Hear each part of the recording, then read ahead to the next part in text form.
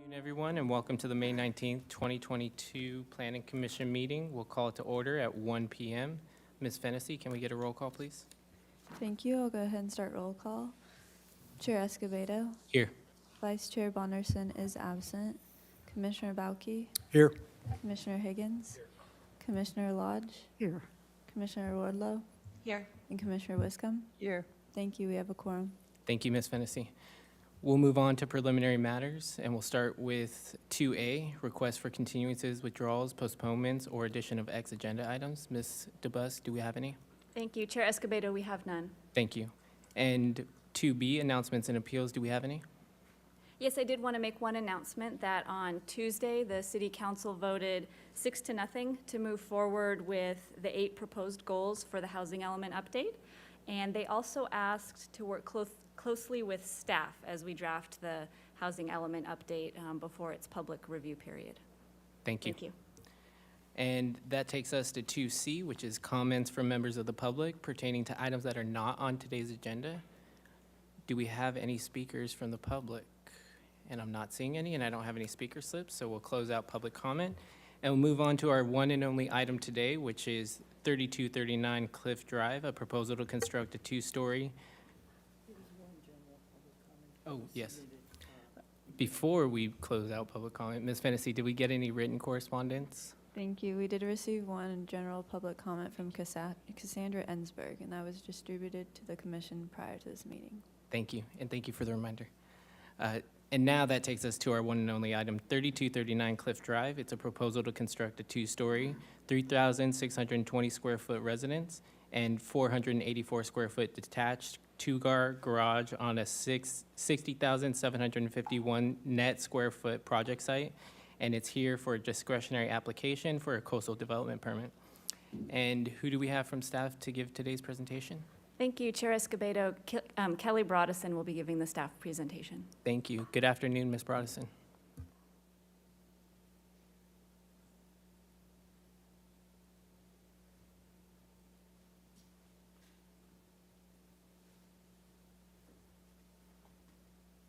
Good afternoon, Chair Escobedo and Commissioners. As you said, I'm presenting a project today located at 3239 Cliff Drive. This is a slide showing a vicinity map. The 60,000 square foot lot is located in the Hillside Design District and the appealable jurisdiction of the coastal zone, and it's west of Arroyo Burro Beach as you head up cliff towards Hope Ranch.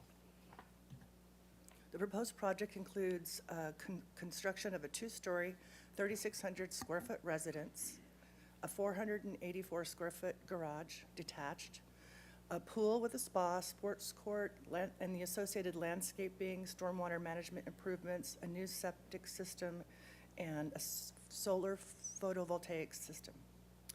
The grading on site will be approximately 320 cubic yards of cut and 630 cubic yards of fill. The project also includes realigning the driveway as the existing driveway now encroaches onto the adjacent property. And on August 5th, a building permit was issued to demolish the existing structures, and the project today requires a coastal development permit. The project went to the Single Family Design Board on 3 occasions. This is the west, so the 2 neighbors, that really the project won't be very visible except for the 2 adjacent neighbors. So this is the west elevation, and then here's a slide showing the east elevation. Let's see. South elevation, this is facing the beach. So the applicant worked with the design review board to reduce the size of the project to about 79% and reduce the plate heights. And the Single Family Design Board provided positive comments on the project and forwarded it to the Planning Commission. Subsequent to today's hearing, the project would return to Single Family Design Board for further review and project design approval and final approvals. So regarding, just to go through some of the coastal policies, the most pertinent ones, there's a list of several of them in the staff report, but regarding visual resources, this is a slide showing, so the previous slide I just showed is the south elevation, that if you could see the project from the beach, this is what you would see. But Mr. Fort, the applicant, submitted photos from the beach demonstrating that the project will not be visible from the beach. And also, this is the north elevation that would be facing the street. And as you saw at the site visit on Tuesday morning, the actual new structure is set significantly far back from the street. So if you could see the project from the street, this is what you would see. But again, Mr. Fort provided photos. This one on the left is a view of this project from Cliff Drive, and the one on the right is a view of the project from Yankee Farm, which is an intersection. So the project would not impact visual character of the neighborhood.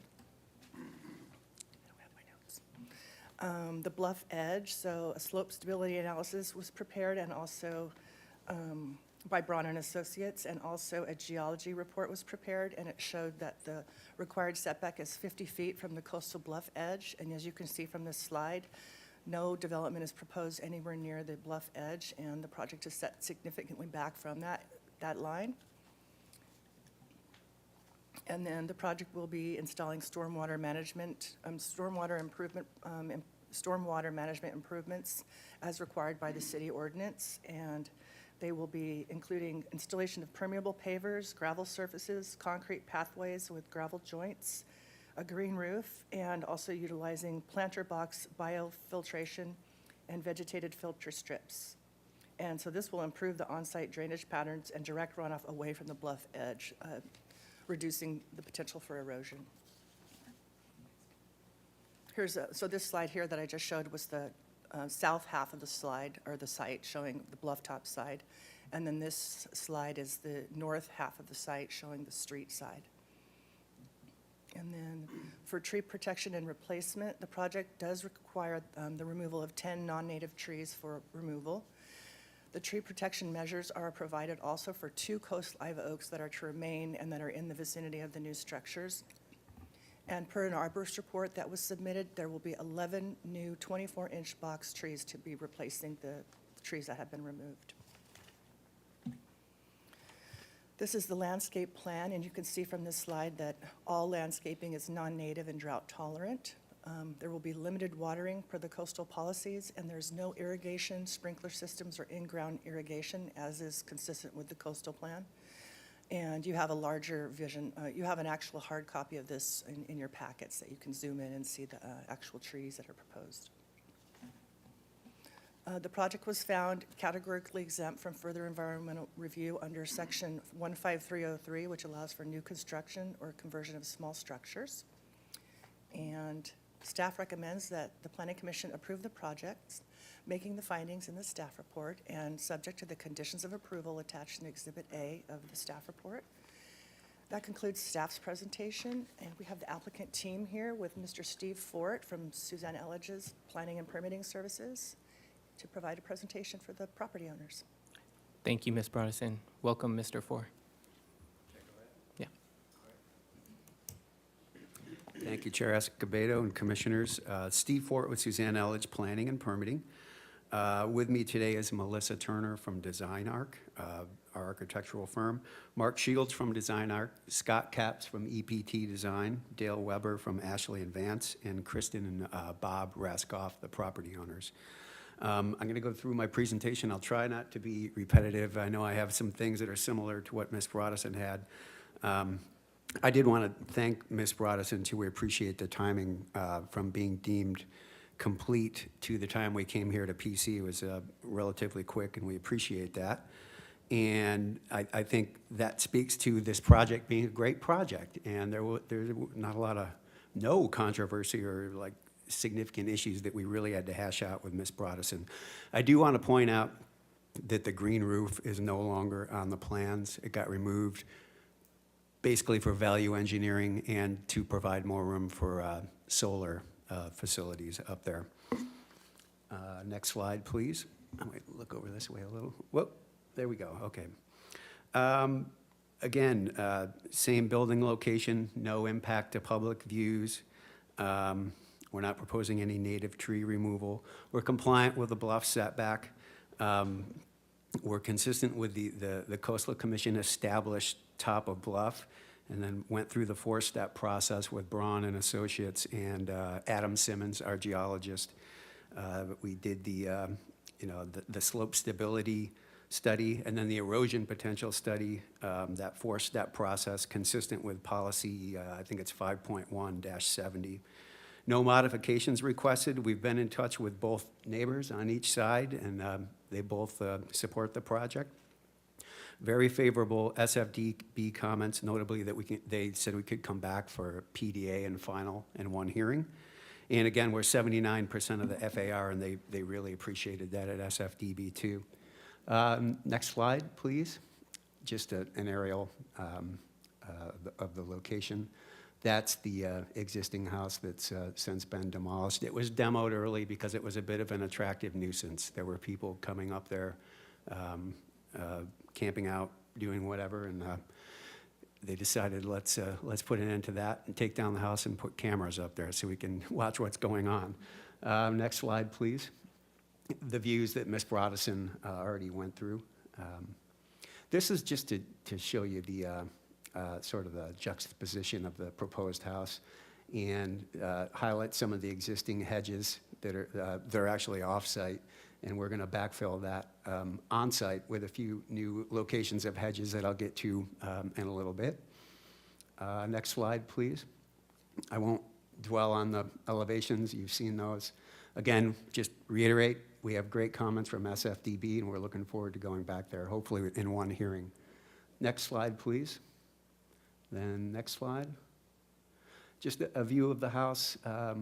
From a view that no one will probably ever see it from, but it gives you a good perspective of what's being proposed and how it sits on the site and relates to the site.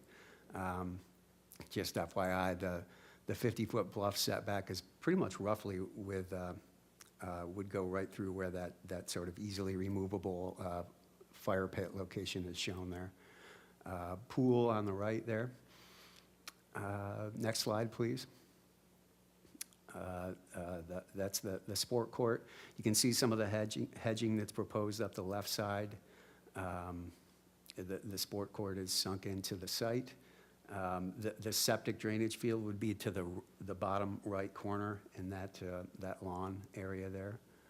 And just to touch on the architecture a little bit, you can imagine the idea is to take advantage of the views back to the mountains and towards the ocean, and kind of make it a sort of modern Santa Barbara type of home, Santa Barbara like materials and colors and that sort of thing. And just touch on the architecture a little bit. If there's further questions, our architect team is here. Next slide, please. This is the landscape plan, and you can see where we have like X crosshatching north of the sport court. Actually, it's not north. It's east of the sport court, and east of the pool, and then on the south side, not the south side, the west side, kind of behind the garage, more hedging proposed there.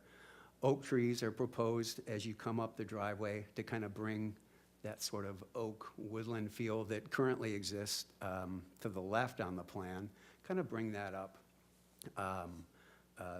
And make a sort of a better entry to the site and more of a sense of arrival. You'll see how we are, this portrays the realignment of the driveway, kind of gives you more of a sweeping entry to the property and a little bit more dramatic as you wind through the oak trees. Next slide, please. Here's where we're proposing exterior lighting. It's pretty limited to tree downlights in certain locations, path lights, step lights, and then some lights inside the pool. Keeping it pretty minimal. No lighting at the sport court, consistent with the policy. We're not allowed to propose it, and we're not proposing any lighting at the sport court. Next slide, please. This is just going back to the civil plan. You'll see, it's a little hard to see, but you see some lines that say SD coming out of the buildings, off the buildings, going east. Those are storm drain lines, and then we're using that planter along the top side of the sport court in this view to run the stormwater through that, back out, and then to a lateral spreader that it's on the left side of the plan there. All has been, I think it's a Tier 3 plan, it's all been being in progress of review with the Creeks Department, and we think we're in good shape with them. The driveway and the motor court are proposed to be permeable. And then you can see the location of the septic field in the loop of the driveway there, and we have our expansion area just dotted in right next to that. And that's all approved by the Regional Water Quality Board. Next slide, please. Just a little bit more on stormwater that I think I already said. Next slide, please. This is just to show you where for those that weren't at this site visit, the existing driveway, where that is located, why we're relocating it, and it does have a slight encroachment onto the neighboring property across the purple line there. That'll be rectified, and we already have a authorization of agent form from the neighbors, so they're on board with this as we move forward. Next slide, please. Just a summary of that is the SFDB comments. You know, they're happy with the size, bulk, and scale, sort of minimal approach to landscaping and protecting existing oaks. And I think most notably, they said we could come back at one hearing for PDA and final. So we believe we're in good shape with a single-family design board. Next slide, please. Again, just to kind of wrap up, we're not impacting public views. We're pretty much in the same footprint, the same building area as the existing dwelling was. Compliant with the bluff setback, no native trees, being removed, no modifications, 79% of the FAR, and we have support from the neighbors. So we would just ask that you, next slide, please.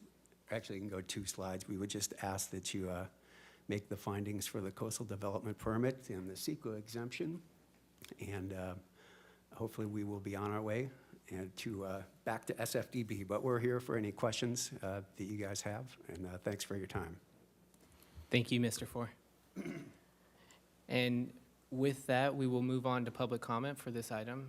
And I don't have any speaker slips, but Ms. Fennessy, do we have anyone online that would like to give public comment?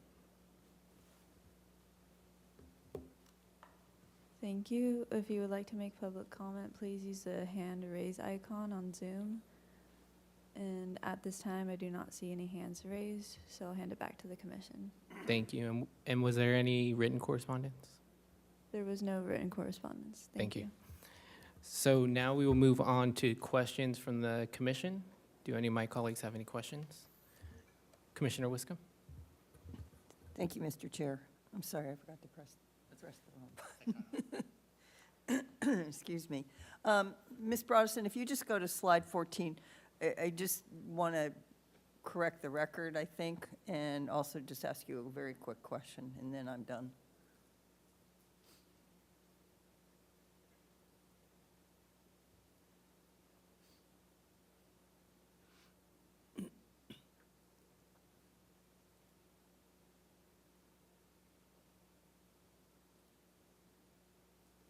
Yeah, it says all landscaping is non-native on, yeah, so I'm just correcting the record. I know you meant native on that one, and that's just for the benefit of anyone that's listening. And then my only other question is just a verification that all the tree replacements will be native. Is that correct? Yeah. Ms. Chair Escobedo and Commissioner Wiscombe, yes, the arborist report recommended oak trees as the replacement trees. Okay, yeah, that was confirmed on our site visit, but I think it's good to get it in the record. Thank you. Thank you, Mr. Commissioner Chair. Wiscombe. Other questions from the commission? I'm not seeing any. I guess my only question is for Mr. Four about the green roof. So would the inclusion of the green roof preclude the addition of the solar? Was that what I heard from you? It was removed for 2 reasons that I understand. Value engineering. Mhm. It changes the design of the garage and the cost of the design of the garage. And we wanted to have more room for solar up on the roof as opposed to on the site somewhere. Okay, thank you. I appreciate that. If there are no other questions from my colleagues, then do we have any comments or a motion? Commissioner Wiscombe. Thank you, Mr. Chair. I really appreciate this project. I think it's very sensitively designed. I understand the green roof. They usually add a lot of weight and additional structural considerations, which are tough. I'm sorry to see it go, but if it goes and gives us an opportunity for more solar, that's fine. I like the permeable aspects of it in the pavement. It's a long driveway, so I think the fact that you're using permeable pavers are really great. And I appreciate the landscaping, and I love the design of the house. That's a personal opinion, not really, not really applicable here in terms of what we have to look at. But so I'm happy, Mr. Chair, to make a motion to make the findings, which are on page 9 of 68 of our packet, for the coastal development permit. There's 2 findings, and move the planning commission conditions of approval, which are also in our packet, starting on page 11 of 68. Thank you, Commissioner Wiscombe. We have a motion on the table. Do we have a second? Second. We have a first from Commissioner Wiscombe, a second from Commissioner Lodge. Any discussion on the motion? I'm not seeing any, so Ms. Fennessy, can we get a roll call vote, please? Thank you. I'll go ahead and start the roll call vote. Commissioner Bauke, Yes. Commissioner Higgins, Yes. Commissioner Lodge, Yes. Commissioner Wardlow, Yes. Commissioner Wiscombe, Yes. and Chair Escobedo. Yes. Thank you. Motion passes. Thank you, Ms. Fennessy, and thank you to the applicant team and the owners. Have a great day. Mr. Chair, I think that was a record for a coastal development permit. Mr. Higgins may have, Commissioner Higgins may have seen Oh, a shorter one, but. And there's a 10-day appeal period for this project. Thank you.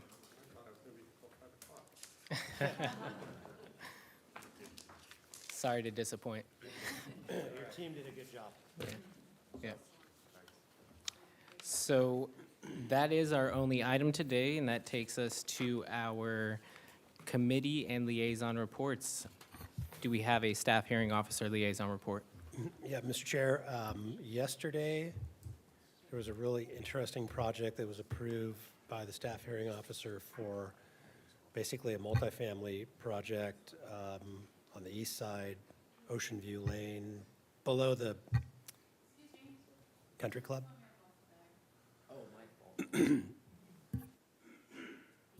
And so real creative design with a lot merger and 7 separate units.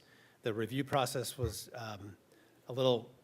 appeared to be a little bit limited because at least 2 of the units were ADUs.